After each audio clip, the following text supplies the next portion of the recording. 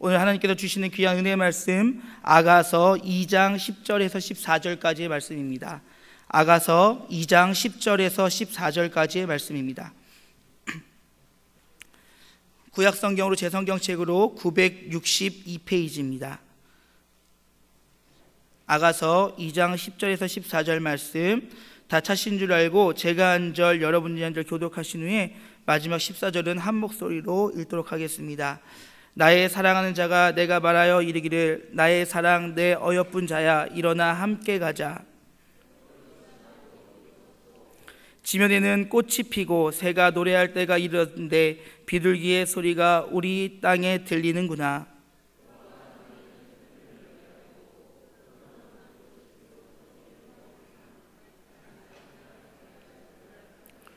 함께 읽겠습니다. 바위틈 낭떠러지 은밀한 곳에 있는 나의 비둘기야, 내가 내 얼굴을 보게 하라. 내 소리를 듣게 하라. 내 소리를 부드럽고 내 얼굴은 아름답구나. 아멘. 할렐루야. 주님의 이름을 사랑합니다. 여기 서 있는 제가 어색하시죠? 저도 제가 어색합니다. 어저께 하나님의 은혜 가운데 목사 임직을 하게 되었고 그래서 하나님의 종으로 살아가게 되었습니다. 여러분 더 많이 기도해 주시고 함께 하나님의 사역을 위해 최선을 다해서 간절히 소망합니다. 여러분 요즘 TV를 보시게 되면 예전에 우결이라는 프로그램부터 시작해서 가상 연인들이 이렇게 살아가는 프로그램들이 많이 있습니다. 보시죠? 저도 가끔가다 그걸 볼 때마다 가슴이 설레일 때가 있어요. 이미 강호사님은 목사님은 결혼한 지가 벌써 9년이 지났음에도 불구하고 그 연인들의 그 사랑 이야기를 들을 때마다 왠지 모를 막 설레임들이 있을 때가 있어요. 근데 가끔가다 그걸 보면 짜증나는 게 있습니다. 뭐냐면 얼굴도 잘생기고 멋있는 그런 그 형제들이 남자가 자기의 사랑하는 사람을 위해서 멋지게 프로포즈를 하는 거예요. 저는 프로포즈를 했을까요? 안 했을까요? 안 했을 것 같아요? 했을까요? 안 했을까요? 안 했어요. 아니요, 했어요. 왜냐하면 나는 분명히 했다고 생각하는데 아내는요, 안 했다고 생각하더라고요.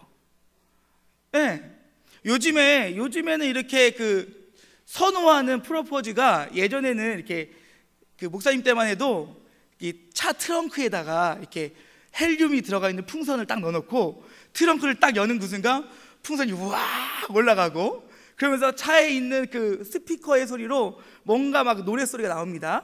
그러면 차 뒤편에 있던 이 꽃다발을 뽑아서 딱 그 사랑하는 사람에게 주면서 결혼합시다, 이게 최고였어요.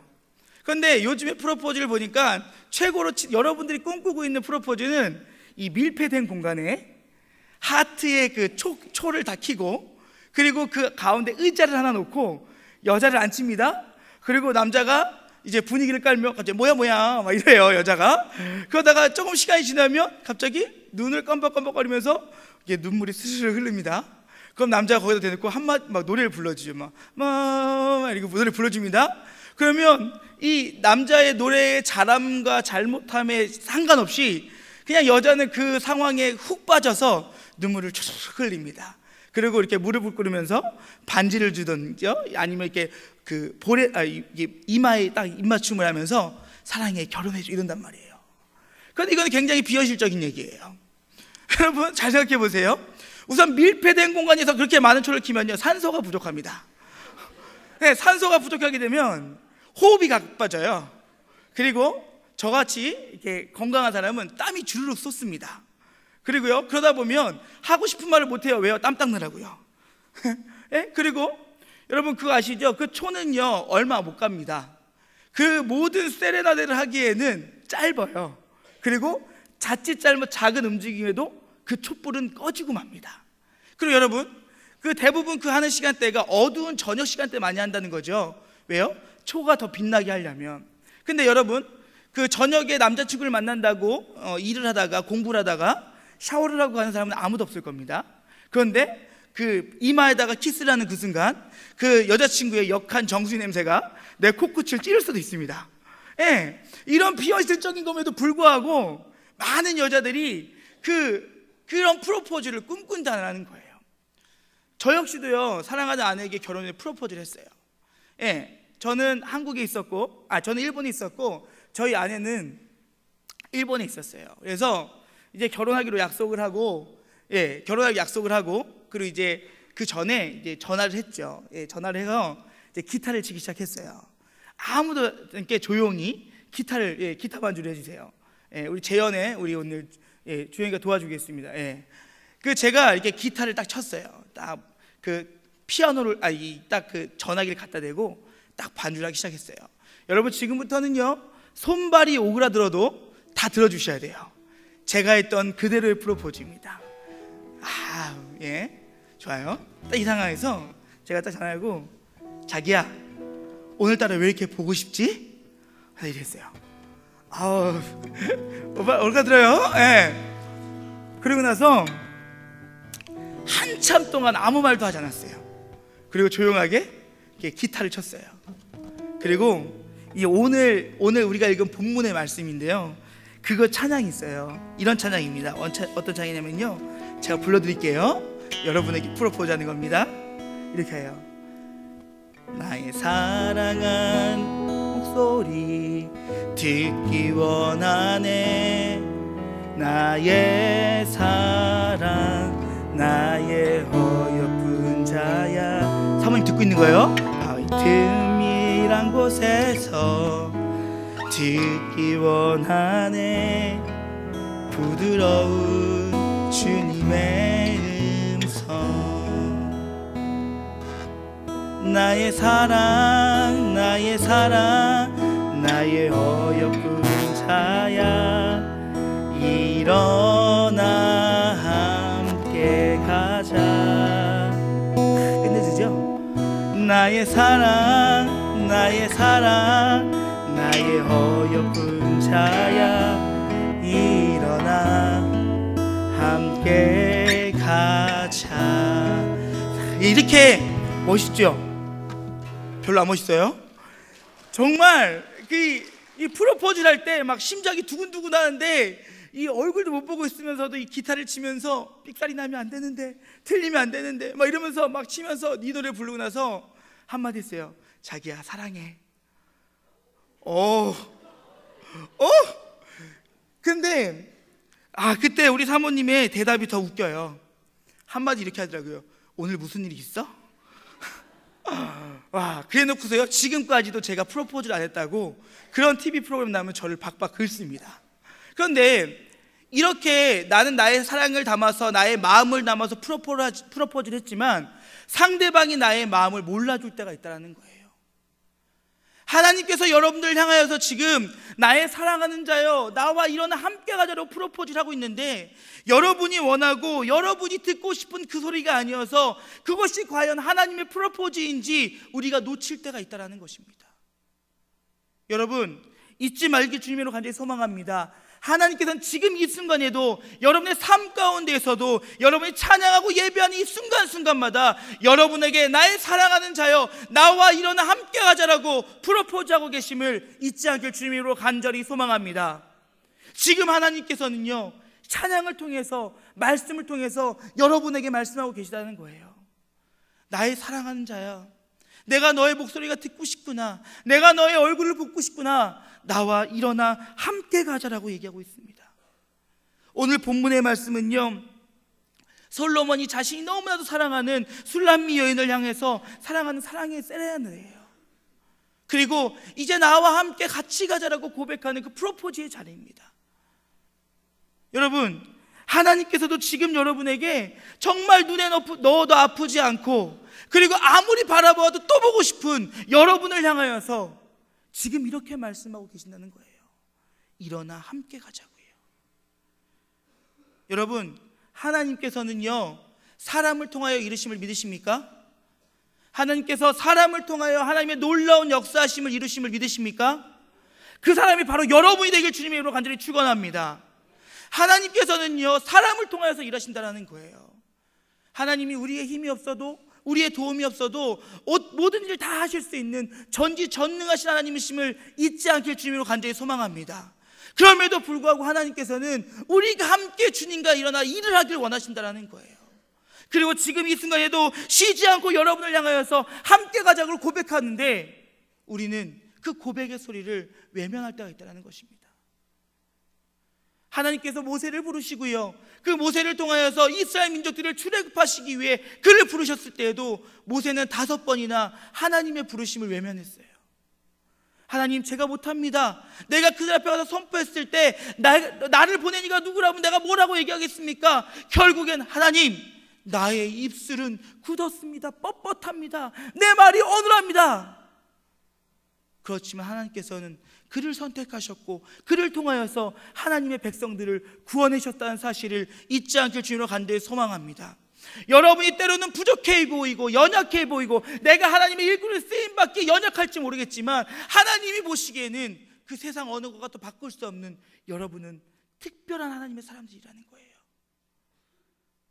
여러분의 판단과 여러분의 기준으로 그 어떤 것도 여러분의 가치를 판단할 수 없을 정도로 하나님께서는 여러분을 창조하시고 보기에 심히 좋았더라라고 고백하고 선포하고 계셨다는 사실을 잊지 않길 주님으로 간절히 소망합니다.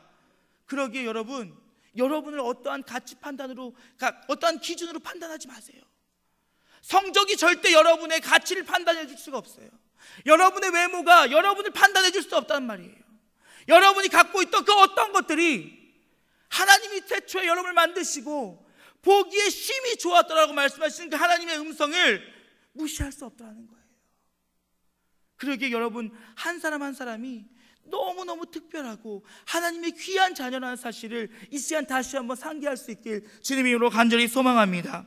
그런데 하나님께서 여러분을 창조하시고 창세기 1장 28절에 뭐라고 말씀하시냐면 여러분을 향하여서 생육하고 번성하고 땅에 충만하여 땅을 다스리라고 얘기하고 계세요. 다시 한번 말하자면 하나님께서 여러분을 부르신 그 목적으로 정말 땅의 모든 것들을 정말 번성하며 충만하게 하며 정복하게 하고 그리고 다스리게 하라는 것이 하나님의 여러분을 향한 명령이라는 거예요. 하나님께서 여러분을 이 땅에 보내시고 하나님의 민족으로 삼으시고 하나님의 백성으로 삼으시고 하나님의 자녀가 되게 하신 데에는 분명한 이유와 목적이 있다는 것입니다. 그런데 참 놀라운 것은요, 하나님께서 그렇게 여러분을 창조하시고 우리를 창조하시고 처음에는 보기에 심히 좋았더라고 말씀하셨지만 그들이 범죄함을 통하여 하나님이 세우신 목적을 잃고 그들이 가야 할 길을 찾지 못하 헤매이고 있을 때 하나님께서는 사람의 모습을 보시고 후회하셨다라고 얘기하고 있어요. 하나님이 여러분의 목적을 가지고 여러분의 이유를 가지고 이 땅에 보내심을 믿으십니까? 하나님의 놀라운 역사를 이루기 위하여 이 땅에 여러분을 세우셨음을 믿으십니까? 그렇다면 그 목적에 합당한 삶을 살아가는 것이 우리들이 해야 될 일이라는 거예요. 여러분 나중에 하나님 앞에 어떤 판단을 받고 싶으십니까? 어떤 결정을 받고 싶으십니까? 내가 너로 인하여 내가 심히 기뻤다라는 말씀을 듣고 싶으십니까? 아니면 내가 너를 만든 것을 후회하노라라는 말씀을 듣고 싶으십니까? 하나님은 여러분 한 사람 한 사람 내가 특별하게 나의 형상을 따라 지음받은 여러분 한 사람 한 사람을 통하여서 모든 것이 합력하여 선을 이루기 원하신다는 사실을 잊지 않길 주님으로 간절히 소망합니다. 그러기에 여러분 한 사람 한 사람이 너무나도 귀한 존재임을 잊지 않았으면 좋겠어요. 그냥 이렇게 살아도 되고 저렇게 살아도 되고 나에게 주어진 대로 살아가는 것이 아니라 내가 하나님께서 나를 세우신 목적에 합당하게 살아가기 위하여 목숨 걸고 최선을 다하는 삶을 살아야 된다는 것들을 여러분 마음속에 항상 품을 수 있기를 주님의 이름으로 간절히 부탁드립니다. 그럴 때 여러분의 가치가 높아지는 거예요. 그럴 때 여러분의 가치가 더욱더 높아지는 거예요. 하나님의 자녀라는 그 귀한 가치를 갖고 있는 여러분들이 하나님을 통하여서 놀라운 역사심들을 여러 목적들을 이루실 거라는 그 확신을 갖고 살아갈 때 여러분의 가치는 세상에 감당할 수 없는 귀한 가치로 변한다는 사실입니다. 그리고 그러한 여러분들을 향하여서 오늘 하나님께서 프로포즈 하신다는 거예요. 나의 사랑하는 자들아 일어나 함께 가자. 그런데요, 목사님도 이렇게 생을 살다 보니까 짧은 생이지만 하나님과 함께 살아가는 길이 때로는 힘들고 어려울 때가 있어요. 포기해야 될 것들도 있고요, 내려놓아야 될 것도 있고요, 나의 생각과는 정다른 방향으로 갈 때 그럴 때도 있습니다. 목사님도 어저께 임직을 받았지만 목사가 되었지만 참 꿈이 많았었어요.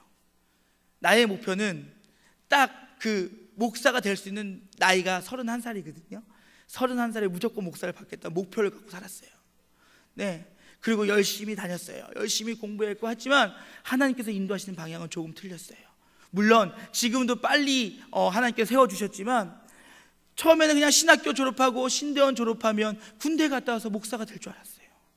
근데 하나님께서는요, 목사님 훈련하기 위해서 먼저 전도사로 세우시고 선교사로 보내시고 또 다시 교회들을 거쳐서 오늘 이 자리에 오기까지 10여 년이라는 시간을 훈련시키셨다는 거예요.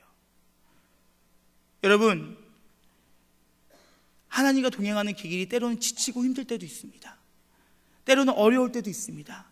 그리고 오늘 성경의 본문의 말씀을 빌리자면 겨울과 같을 때도 있습니다.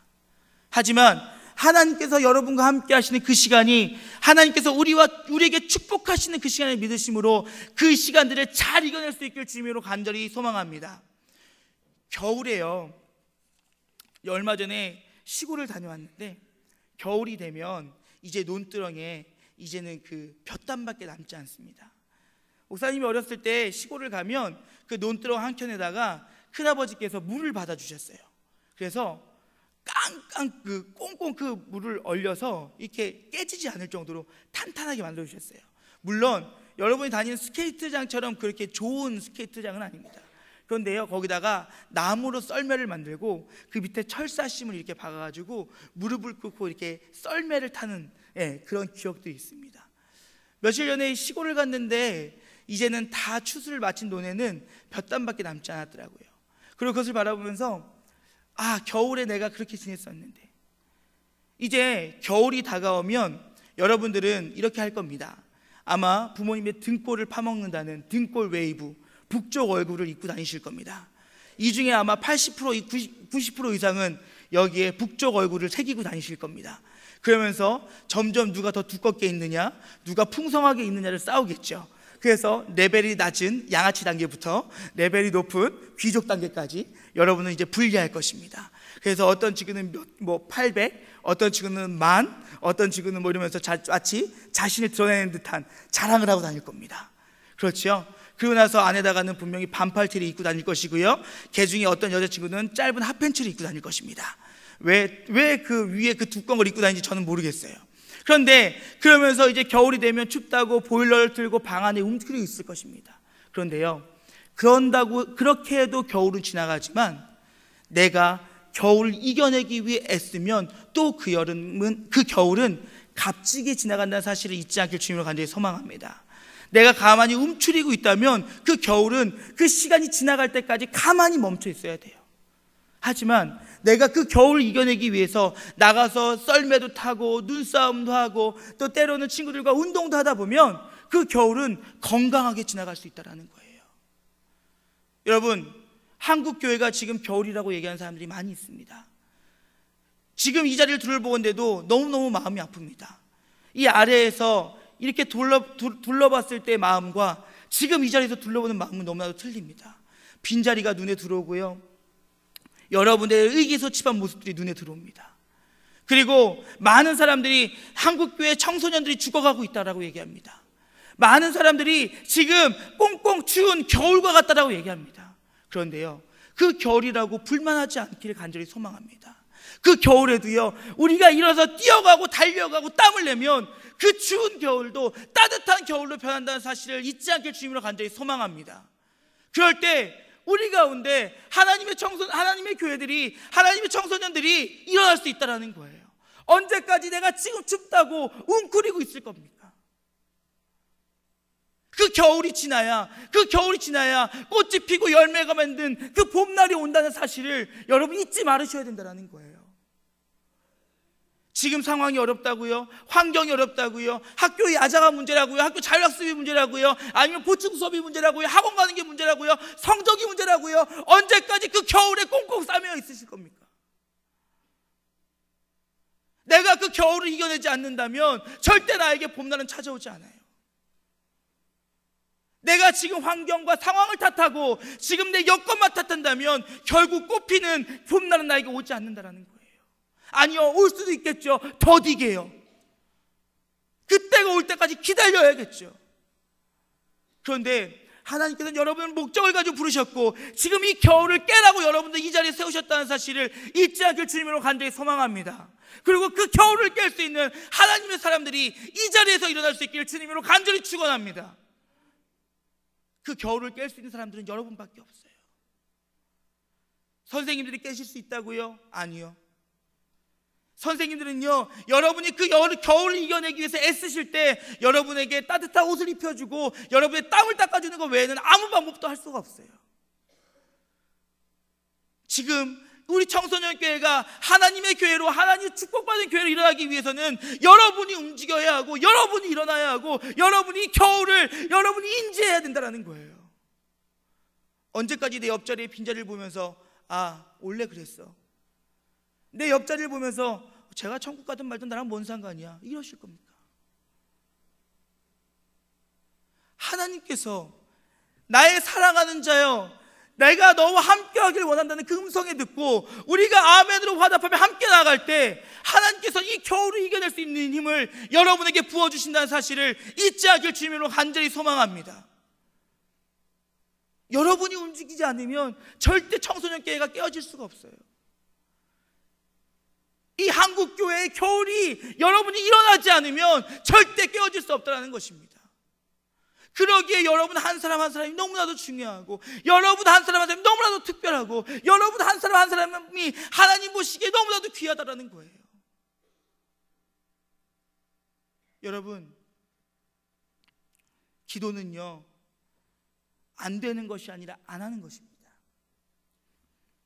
찬양은요, 즐겁지 않은 것이 아니라 여러분이 찬양하지 않기 때문에 그 기쁨을 모르는 것입니다.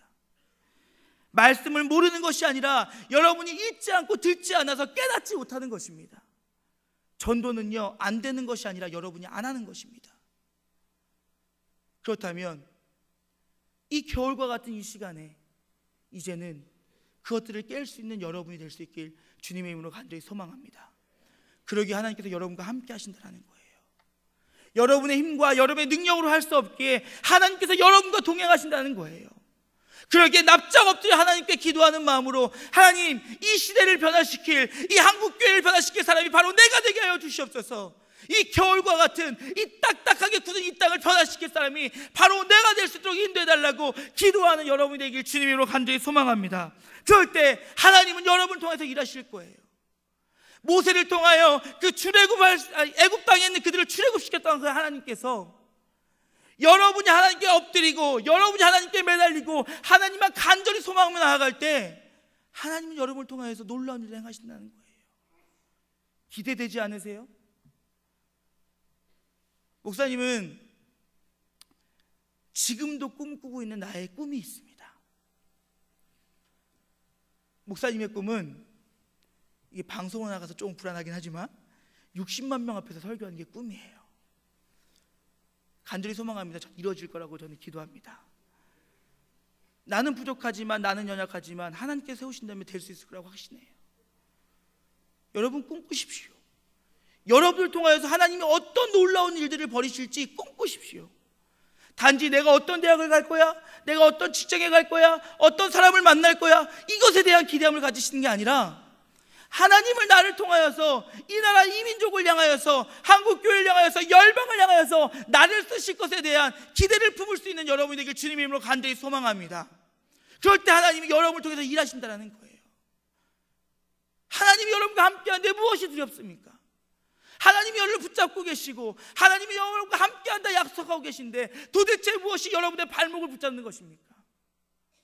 사랑하는 청소년 여러분, 사랑하는 성도 여러분, 이 겨울을 깰 수 있는 건 우리밖에 없습니다. 하나님이 주신 말씀 가지고 함께 기도하면서 이 겨울을 이겨낼 수 있는 우리가 되길 주님의 이름으로 간절히 소망합니다. 그럴 때 오늘 본문의 말씀처럼 꽃이 피고 열매가 익어가며 정말 그곳에서 하나님의 그 축복을 누릴 수 있는 우리가 될 수 있다는 거예요. 이제 말씀을 마치려고 합니다. 이제 제가 예수 그리스도의 이름으로 여러분에게 프로포즈 하겠습니다. 일어나 함께 갑시다. 일어나 함께 갑시다. 일어나 함께 갑시다. 본문에서는 사랑의 말로 일어나 함께 가자라고 얘기했지 모르지만 저는 애끓는 심정으로 얘기하고 싶습니다. 일어나 함께 갑시다.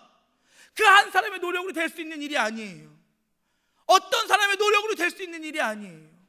여러분이 주인공이 되시고 여러분이 주체가 돼서 내가 하나님과 함께하면 내가 할 수 있다는 마음을 갖고 함께 나아갈 때, 그때 하나님께서 우리에게 이 겨울을 이겨내고 따뜻한 봄날을 허락하시는 줄 기억하시길 주님의 이름으로 간절히 소망합니다. 단지 여름이 오고 봄이 되는 것은 태양이 뜬다고 해서 오는 것이 아닙니다. 뜨거운 바람이 불어와야 되고요, 태양이 우리에게 가까워져야 되고요, 많은 것들이 힘을 합칠 때 그때 우리에게 여름이 올 수 있는 거예요. 그렇다면 하나님의 교회가 회복되어지고 우리 청소년 교회가 회복되어지고 이 나라 이민족이 회복되어지기 위해서는 바로 여러분 한 명 한 명이, 하나님이 보시기에 심히 좋았다고 말씀하신 여러분 한 명 한 명이 깨어질 때 지금 이 겨울을 따뜻한 봄날로 바꿀 수 있다는 사실을 잊지 않길 주님으로 간절히 소망합니다. 오늘 모든 설교를 여러분 머릿속에 기억하지 않으셔도 좋습니다. 하지만 이 한 단어만 기억하십시오. 일어나 함께 가자. 하나님께서 여러분에게 지금 말씀하고 계세요. 하나님께서 애끓는 심정으로 사랑하는 나의 자녀들아, 사랑하는 나의 청소년들아, 사랑하는 나의 백성들아, 나와 함께 가자. 내가 너희를 붙잡아 줄 테이니, 내가 너희와 함께 할 터이니, 내가 너희와 동행할 것이니 나와 손잡고 함께 가자라고 말씀하시는 그 하나님의 프로포즈에 아멘으로 화답하는 우리가 되길 주님으로 간절히 소망합니다. 하나님은 지금도 말씀하시고 여러분의 삶 가운데 분명히 말씀하십니다. 내가 원하는 소리, 내가 원하는 모양의 프로포즈가 아니라고 외면하지 마시고 하나님에게 나의 마음을 담아서 나에게 말씀하시는 그 프로포즈에 귀 기울일 수 있는 우리가 되길 주님의 이름으로 간절히 소망합니다.